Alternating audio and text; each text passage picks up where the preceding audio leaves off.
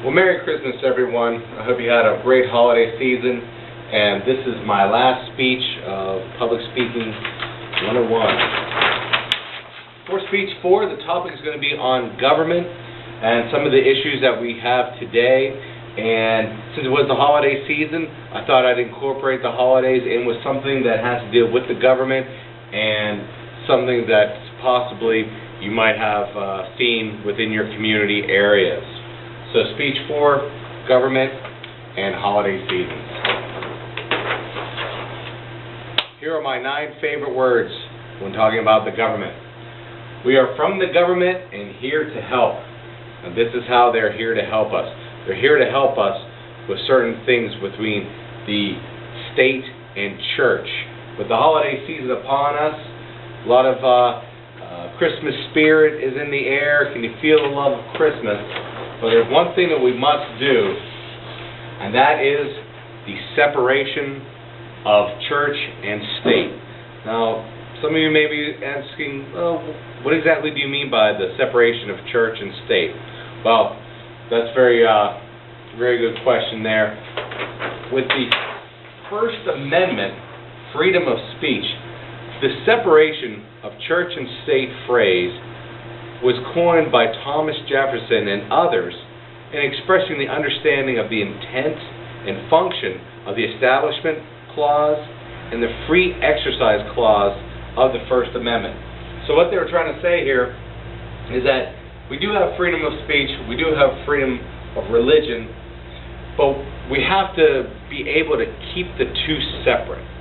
So you can have your church, you can have your state, but let's try to remain neutral and not bring everything all together. And that's basically the primary function of why the First Amendment, the freedom of speech, was wrote out within the Constitution, to keep those two entities separately from us. So the fight between the church and state itself, you may think it goes back to when we had our American Revolution with the First Amendment, but actually it goes back quite a bit further for America. And that meaning is by the original 13. Yeah, when we had the colonies, all the colonialists, they had their problems between the church and the state. You had the different religions that you have between the Puritans, you had the Catholics, all the Christianity. You had all these different types of religions, and they wanted to inspire their incorporations into this state laws. Or they had a problem with other functions within the state itself. Functions with the church with Pennsylvania, the church with Massachusetts. It just needed to be separated. And way back in the 1600s, we have notated that there have been fights between the church and the state way back 400 years ago with the colonialists when they took an issue between the church and state laws.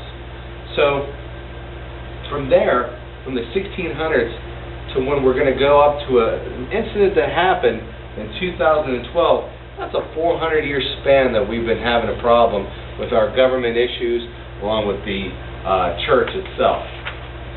Now, in 2002, something happened in a really close proximity of myself.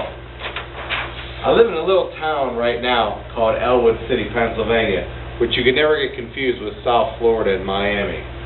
But this little city in 2012 had a situation where it received national news because of church and state. The nativity scene that was there on Elwood City's property at the borough was located right on the property itself. And we had a couple groups that had some issues with that because, hey, why are we having the nativity scene located right on the borough itself? You can't have that. We must have a separation of both church and state. So the mayor, Mayor Tony Court, decided, well, if you want to have some sort of display yourself, you can bring it down, because the Christianity scene for nativity, that's only one religion.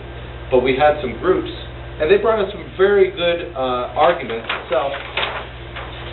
If you look on the website, patheos.com, and some other Freedom from Religion Foundation, they did some very important things to help the church and state itself.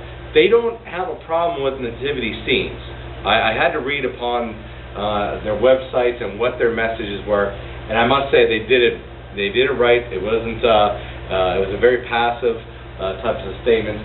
They just wanted to, hey, if you're going to go ahead and put a nativity scene in a government location, you must go ahead and let's put the real reason for them on why they celebrate the winter solstice.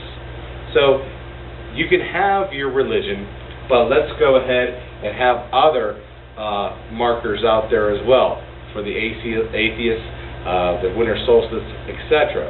So there's two good websites you can go with. The patheos.com, you can definitely read up on them. But they put pressure onto Mayor Tony Court, and he decided to help them out, and he did move. He moved the nativity scene in 2013. He took the nativity scene, put it on a flatbed, and he moved it into the streets of Ellwood City, right on the main street itself, and it worked. It did a very good job. They just had it right there on Lawrence Avenue, and he had a very nice quote. He goes, "They can change our spot, but they can't change our beliefs." So I thought that was very noble of them. But this year was kind of strange. This year I went by Lawrence Avenue, and I thought maybe the pressure might have gotten to him a little bit. I thought they were just going to keep it on the streets. But however, this year, 2014, it was a Christmas mystery. I didn't see the nativity scene whatsoever. So I was wondering if maybe church and state got a little bit too close there at one point in time, and government decided at this point, hey, I think we need to back off a bit, and they did. They went ahead and did not have a nativity scene there. But you can always go ahead to your local churches, see your nativity signs, see the activity within your beliefs, and you can always go ahead and do what we always wanted to do with the freedom of speech, freedom of religion. So with that, that's my speech for Speech 4, the separation of both church and state. Thank you.